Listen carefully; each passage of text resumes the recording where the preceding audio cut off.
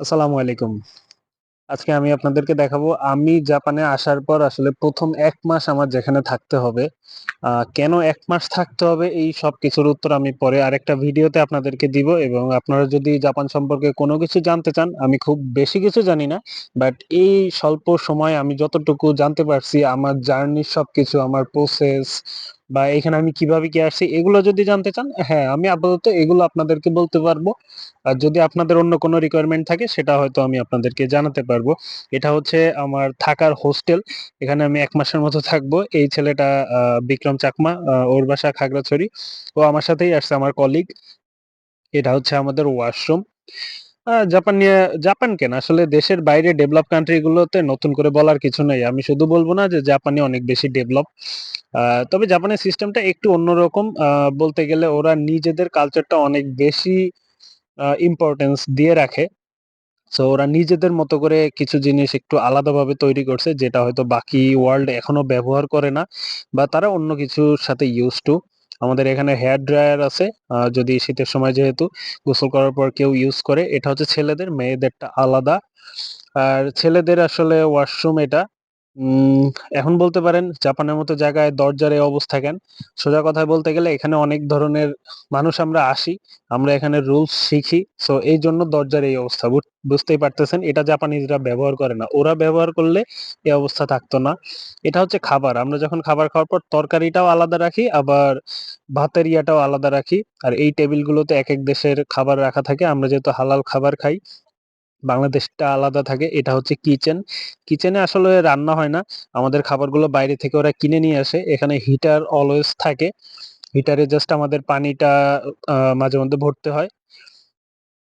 আর এই রুমালগুলো এগুলো দিয়ে আমরা আসলে ক্লিনিংটা করি বেসিক্যালি। এই যে কিচেনের ক্লিনিংটা আমাদের নিজেদেরই করতে হয়। জাপানে ক্লিনিং এর জন্য আলাদা লোক রাখে না। জাপানের মজার ব্যাপার হচ্ছে এই যে জিনিসগুলো সব আলাদা, আলাদা। প্লাস্টিক বোতল আলাদা, খাবার জিনিস আলাদা, আবার কাগজ আলাদা, বোতলের মুখ রাখতে হয় আলাদা। দেন তারপরে ডাস্টবিনে ফেলতে হয়। ডাস্টবিন তো না, এখানে আলাদা রাখতে হয় এবং একটা পারফেক্ট ডে থাকে। ওই ডেতে এসে ওরা সবকিছু পিক করে নিয়ে যায়। এখান থেকে যে বাটিতে আমাদের পানি খেতে হয়, আপনারা হয়তো দেখছেন ওরা বাটিতে স্যুপ বা চা খেয়ে থাকে এবং আমাদের জন্য ওই একই ব্যবস্থা। পানি খেতে হলে আমাদের বাটিতে খেতে হয়। আর কারো যদি দরকার হয় সে বাইরে থেকে মগ কিনে আনতে পারে।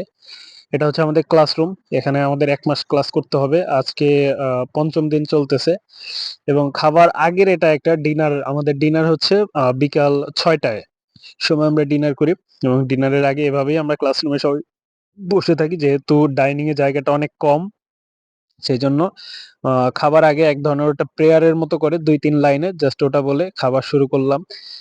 আজকের ডিনারে এটা হচ্ছে ভাত দিল।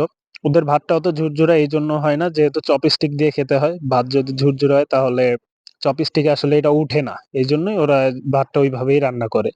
একটা মাছ দিছে। কি, কি দিছে আমি আর বাকিগুলার নাম জানি না। ব্রোকলি আছে, কিছু সবজি আছে। অবশ্যই সেগুলার কোনো স্বাদ নাই, জাস্ট বয়েল করা। এখন খেতে হয়। আমার আসলে খুব তাড়াতাড়ি জাপানের খাবারের সাথে আমি used to হয়ে গেছি।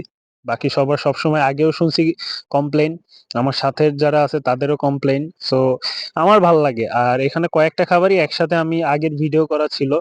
সিরিয়াল বাই দিচ্ছে। ওরা কখনো একই খাবার সেইম ডে তে দেয় না। ওরা ঘুরায়ে ফিরায়ে দেয়। এই ৪ জন হচ্ছে আমার মানে এই ৩ জন কলিগ, আমি সহ ৪ জন। মাঝেমধ্যে ওরা খাবারের সাথে বেশ জুস-টুস এগুলা হাবিজাবি দিয়ে থাকে। সকালবেলার খাবারটা আমি রেকর্ড করতে পারি না। কারণ সকালে আমাদের কাছে ফোন থাকে না। ফোনটা জমা দিয়ে দিতে হয়। প্রতিদিন রাত ১০ টায় ফোন জমা দেই। আবার পরের দিন বিকাল ৫ টার সময় আমরা যখন ক্লাস শেষ হয় তখন ফোনটা পাই। সো বেসিক্যালি ৫ ঘন্টার জন্য ফোনটা আমরা সবসময় পাই। এখানে টেবল টেনিস খেলার ব্যবস্থা আছে।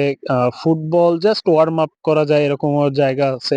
কেউ যদি ব্যাডমিন্টন খেলতে চায় সেই অবস্থাও আছে। তো মাঝেমধ্যে আমরা জাস্ট ঐরকম সময় তো পাই না। কারণ যেটুকু সময় থাকে ক্লাস করা লাগে। বাকি সময়টুকু আমাদের নিজেদের পড়াশোনা আছে।